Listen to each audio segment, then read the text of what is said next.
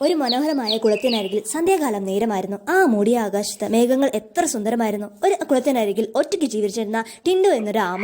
മൃദുവായ നീരിന്റെ ശബ്ദം, പക്ഷികളുടെ ചെലമ്പെരിപ്പ് ശബ്ദം, പിന്നിൽ ടിറ്റോ.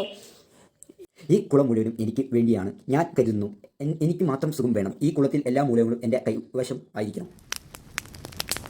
വേനൽക്കാലമായതിനാൽ മൃഗങ്ങളും പക്ഷികളും എല്ലാവരും പലായനത്തിനായി തയ്യാറായി.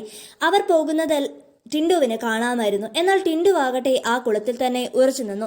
ടിൻഡുവിന്റെ കൂടെ ഫെയറികളായ ചിന്നുവും മിന്നുവും ഉണ്ടായിരുന്നു.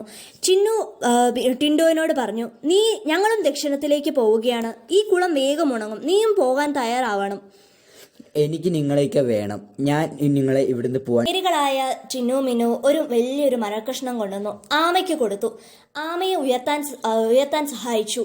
അപ്പോൾ എന്തോ ഒരു ശബ്ദം കുളത്തിനരികിൽ വന്നു. തവളുകളുടെ ചാടിയ ശബ്ദം, പുഴയിലൂടെ മീനുകളുടെ ശബ്ദം. ടിറ്റോ ഒരു അഹങ്കാരത്തോടെ പറഞ്ഞു, ഞാൻ പറക്കാൻ പോകുന്നു. ഞാൻ മറ്റുള്ളവരെക്കാൾ വലിയവൻ. ഇനി ഞാൻ പറക്കും. ഹ ഹ ഹ ഹ.